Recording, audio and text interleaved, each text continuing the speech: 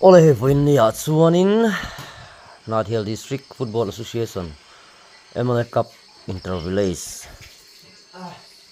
enin Nathial playground lama kan kal ve a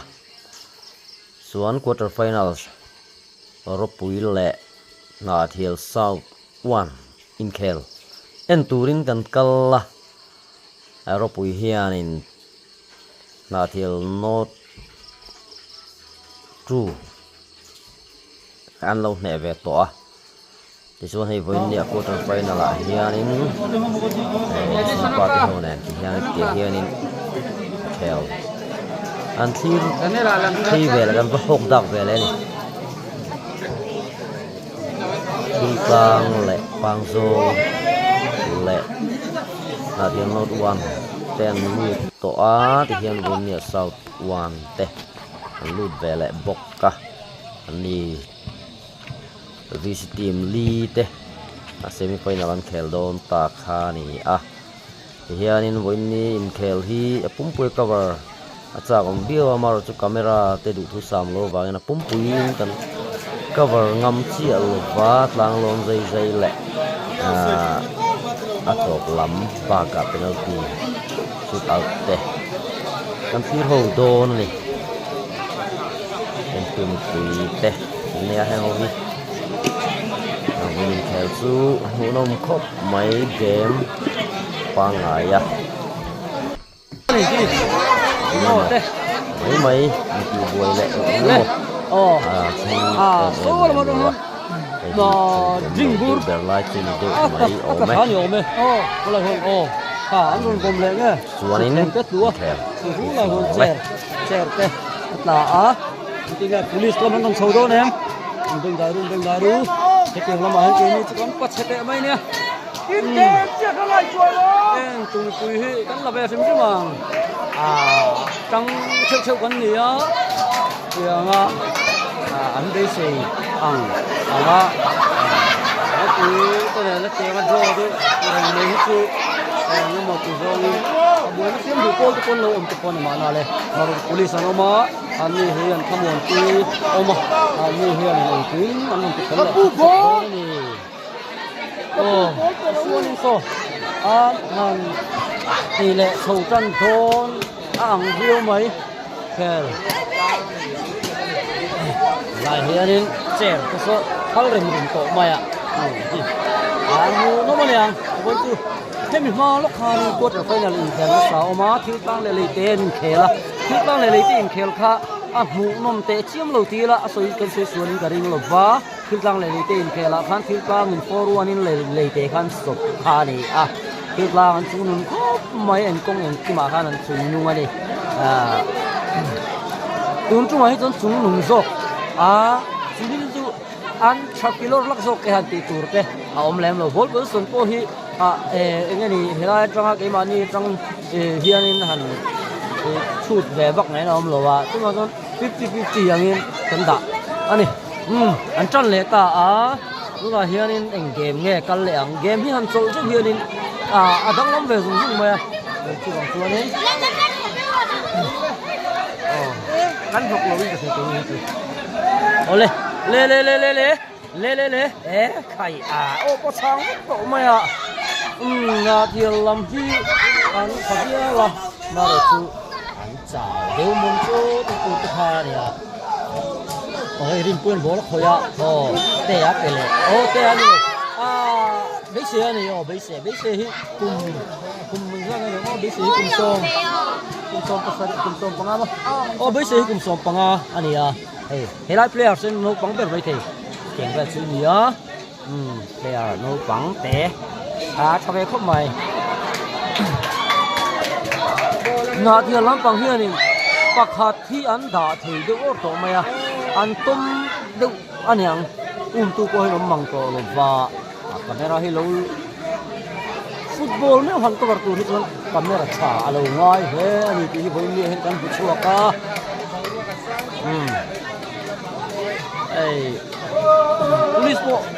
police po ông mấy thì tổ lâu đi bố đôi khi ông về nè nó bốc này anh po đi sẽ tuân bin huna hiền tụi tôi coi chắc ta sẽ an chak dan hi van nei chak ti po ati ve thei to nga in sok tak chuan mi lo ni ti hi chiang reng to mai chu bang chuanin le lam tan po hian an na tok lek kan ti don nge an na lo le lim jok te ti te po hi na soi thi kia lang ta kha enge khai theng zel don kal zel back ball le tlat mai la ya ke ya ron tok ti fia mai na ti lam pa hian hi kan sa lo fa chu ma chuanin an hing kan sei don lo wan ha ti hi siklat lo wa sei ne kom lo wa ru pui lam ti pari ne ri noi kam le her hi lo ngai sa atlu ve an na le mel amo so an na le ye ka an tong tal deu lek wa ma ti hi an tin te arin deu tung mai sia chu ban chon te hi chu game hi fight hi har ko maya ati tr rang khanin ro pui lam hian phun ngar khania ro pui ang hian game hi dam ve de se chuanin an tlang kharin omani ro chuan game kha an tang ul deu ka chu bang chuanin hian an le game a suai lu deu lek ani chu deu ga chu ni tu na pon hei game an khu roi ko han ro pui hi an game kha ngai deu pa teng maya chu bang chuan ku gol ve le ye ni chin kha ni ball tu hin om fak to lo fa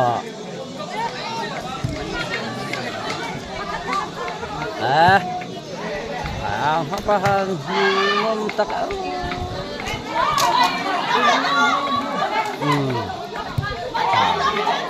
cái sạc khóc mày là thiếu cái phần cái phần sạc xin về đi là món khăn lết lất mày những cái trường sao có tôi harus betul ya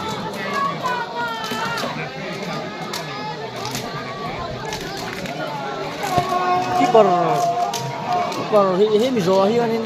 tu hi minute so panga in khel do na hemia chang an la in zo hi chuan in penalty in pe don ni keeper thale thalo te ko fi don ani chawina chu bang chuan ne go na ho on time di line ni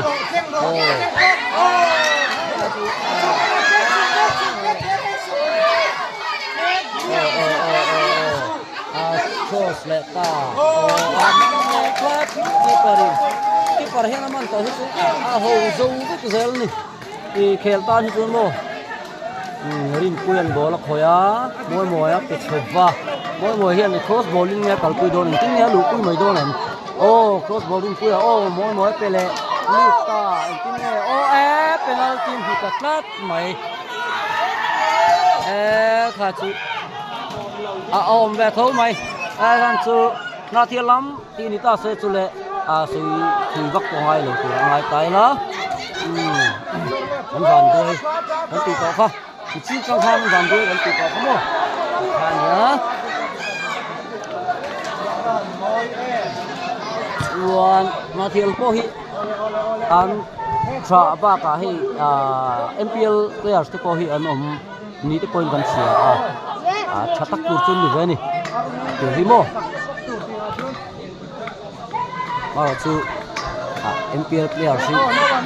kan siam miu lo chuanin han lau em chan tur khom lem lo keeper man le tlat ko nai hetine ne chuanin anin ro thi ma hi tuna hian dar ruk nai to buai ta khom mai có về hết rồi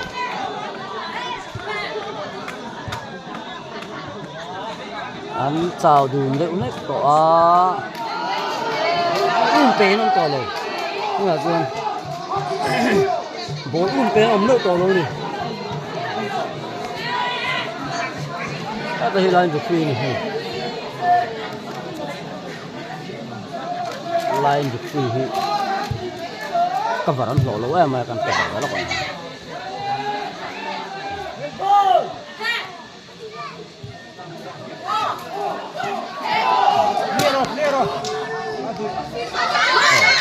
đây là này dễ dễ mai mua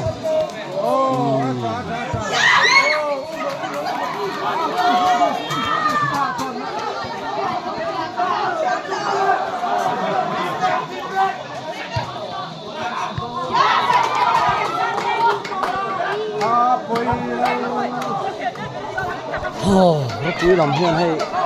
cho bộ làm hùa kinh nghiệm chuộng cho bộ hi phải cho hi cho nó tắc tắc nó lâu hi trên lâu về bắt lâu được tất cả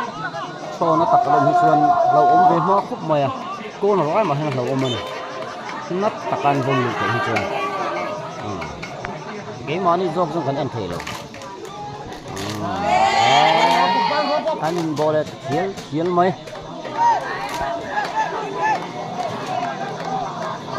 Hindi mo nga yung sobrang kanto niya.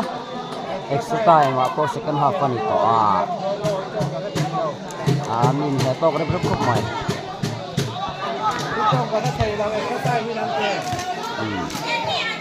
Video cover live yung control pa nito.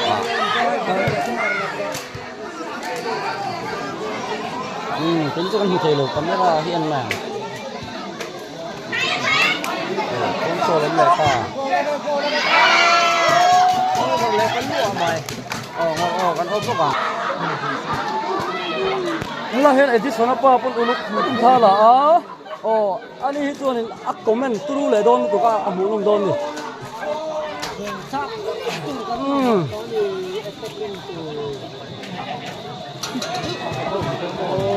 Uluk taka han la don hen hungami kan hlia le thina. Luang chuanin Sina ko lai khai lai kan lana men masalu ta alangen ka sela ka be sei to lawa mo ko par thawa ka bara o alangen ka sela so lam liu sa kalo ai tu mo dari tal fiao ma solai sonin chanhina chanana an mani hi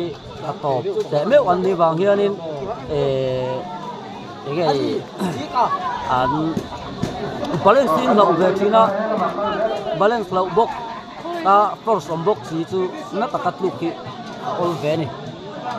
những cái goal anh tiêu lại đó này quarter final này em biết trong trong cái sim final lưu tính pang sol này nó nhìn theo đó nó em biết trong trong rồi lại pang sol hình theo đó này tu ka goal lai bu kan ko hon talawa kan outline bốn lâu direct lâu tập sự chỉ lâu tình chứ mà lâu goal về thế đi like extra time first half so tre pani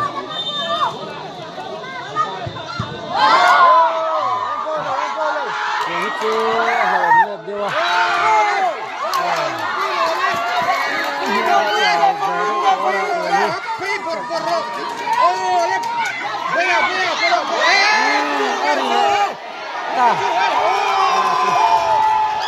các cái đó này là ôm trước mà refrigeration cắt phốt xe các chú ôm về này và rồi chú video kan lo en boka video lam kan lo ti lo chi na ni chena gol ko kan bam chi ko bam lo gol chiang ko lo ni ina hianin direct ki kan hu ve le ar ku lam hianin hitingen suang beisia atlu lau maya chunia zara chuan moi moi ano ka do goal này goal này tiếng direct goal nó harus cekop maya come on moya muna kamera itse muna pegol ro kamera itse a goal ma felan sud velata it's fine nó tổ lại cái tát máy thì khán chú chui lên rồi ăn trộn lẽ lúc đó này rồi tôi hay penalty pet don ta rồi pui là mình pet mà sẽ đó này rồi pui pet tu hit mồi anh nhá goal đó này goal club mà penalty chứ goal tu nó phải đôi nhá chú bằng chú nên goal này mấyดูนะเห็นนะเที่ยวล้ำนั้นที่ goal เป็ด goal เป็ดเวลโดนะ goal ที่นี่เด็กเร่งไม่ที่นี่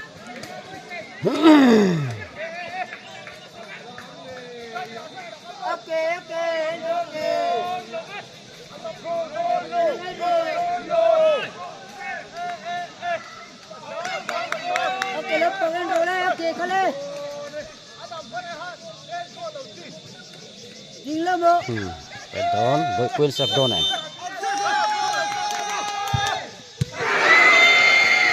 อาเซเตออาริไฟไงบุยปุ้ยมักเวริวคิปเปอร์ไงเอ็มปอยกันเชียร์เลยเนี่ยตอนนั้นเลี้ยมทำอะไรที่ตัวนี้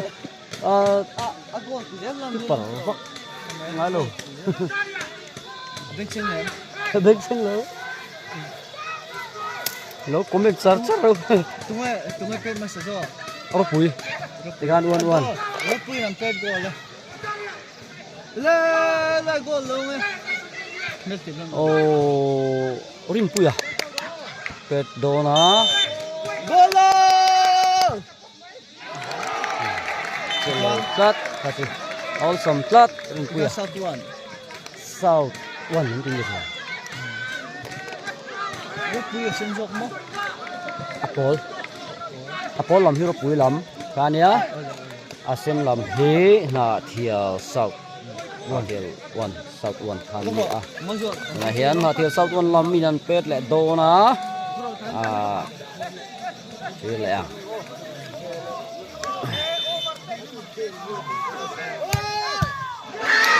to lâu thế ha po ha apit râu in hian in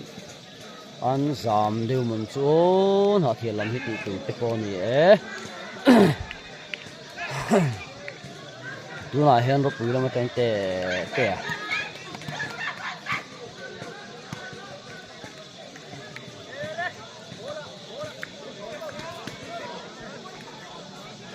lúc nào hiện lại làm dar mình nga này có anh carry khúc mà đã thum lệ chân về anh ấy tha anh ấy thấy chân hung khan nha ở đây về tôi vòng khúc mày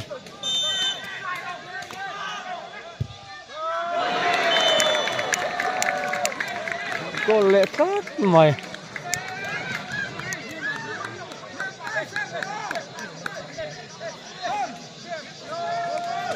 rồi sur sinh à mà hen bầu ruột in nuông tóc cuốn lại goal post goal area nung trong son là cái chạm tốt mà rồi cái son thì con tổ lâu này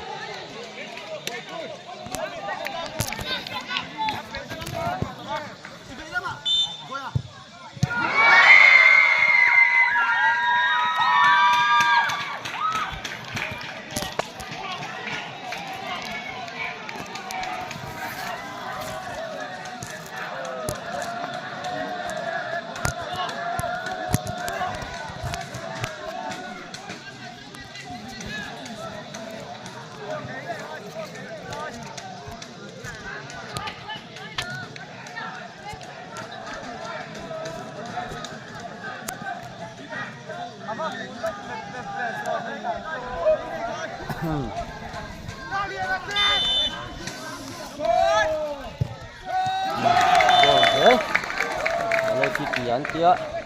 satu kikian ya gol leplat maya aru pulang pet mas satu kan ya an golden him ko hi so ko ngai chilo ke bek mai ko chiang thei view ni na hian ma thial lam thian an thum ve thei do nan an le ila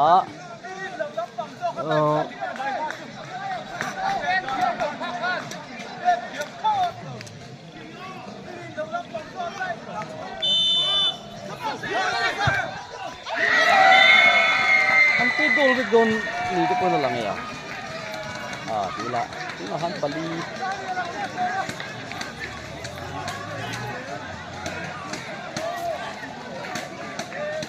kiparin ang pardon kiparin ba keeper về viên pet don bị sao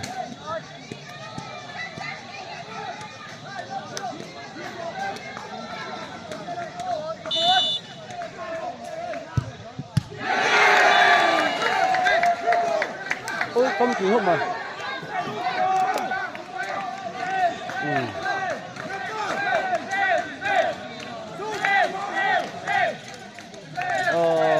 ô lúc quý khác cái phần cái ta là hiện là sự tuổi là theo sau luôn là mình làm cái về luôn cái hiệp cuối món tôi lúc quý hiện ăn xe thấu chuột nên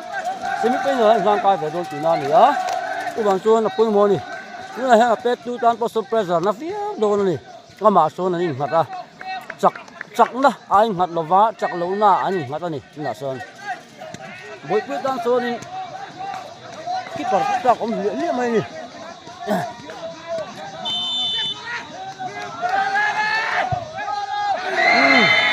pet khóc mày đây phía xuống luồng riêu mày ạ tôi đâu cái phần gì apa cái phần hiếm tặc mày anh ấy giúp pet rồi tôi giúp pet sumo cái là to rồi quý cái phần trà rồi quý về cái món rất lâu trong tiền quý tổ tù anh ấy apa cả apa sử dụng cái bộ suy về anh ấy nhưng mà xong lâu tệ à lâu tệ là pet đồ nào lớn chứ mà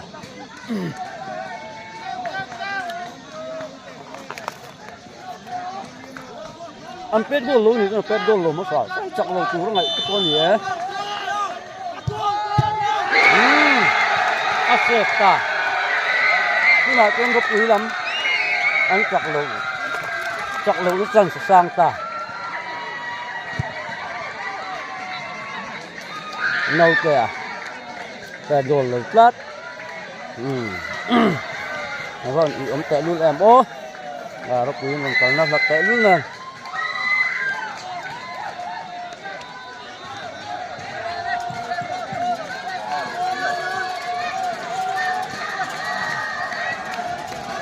từ pha nên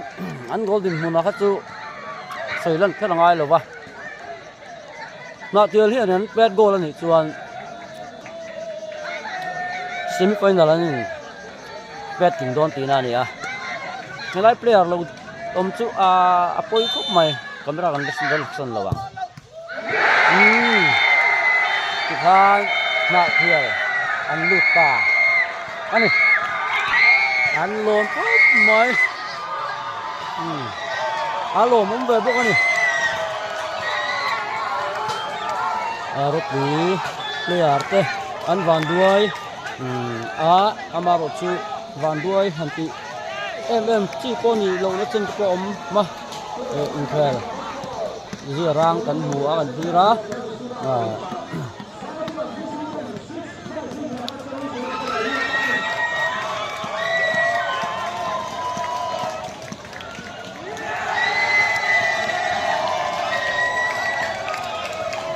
na tiel ko pui chunga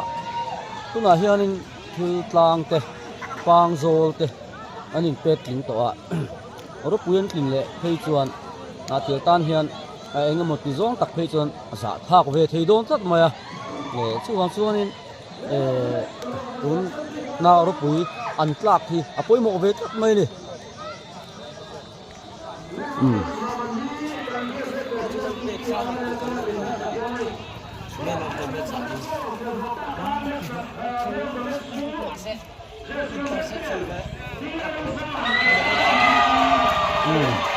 Man of the match here, Mathiel, South One players. Ane,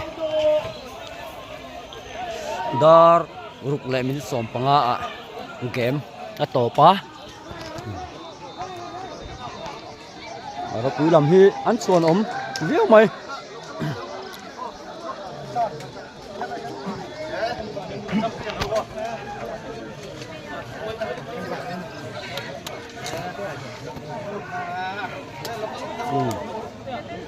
Coach hey kan coach sania hi azira hi na thial lampang hi nia thoi la hian coach sania rugby player te fual na rugby phải na nói là tận ngang chuan hian kan village council lam ho tu ten kan DCP khania ni là hen kan DCP vice president khani boka nok tong mai thei lo hen ki chu pin lo khen mual nei tu te hian in an thian mai thina mara chu keni chu kan tal na lo ma le ti in an thian phai ni nei ti hian thian phai ni an chuan an pakom mai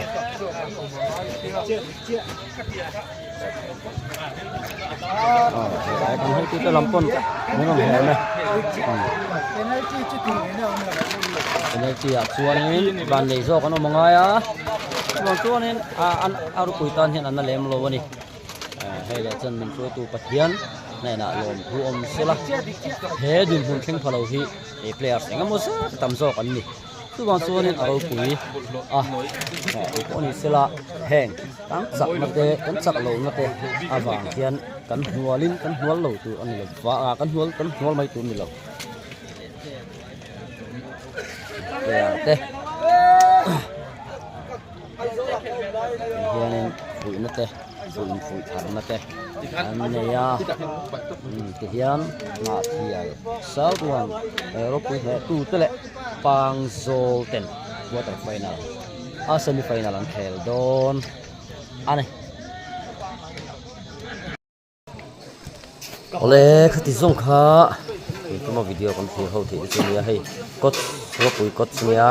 na thial lam mi ni in azira an timbaya a tho mai kot chatak ane players te azil hawani hi chuanin khel a hmunom boka rei boka tuna hianin dar lai to viau maya kan thim ti tuai ani video te min lo thu sakka like te comment te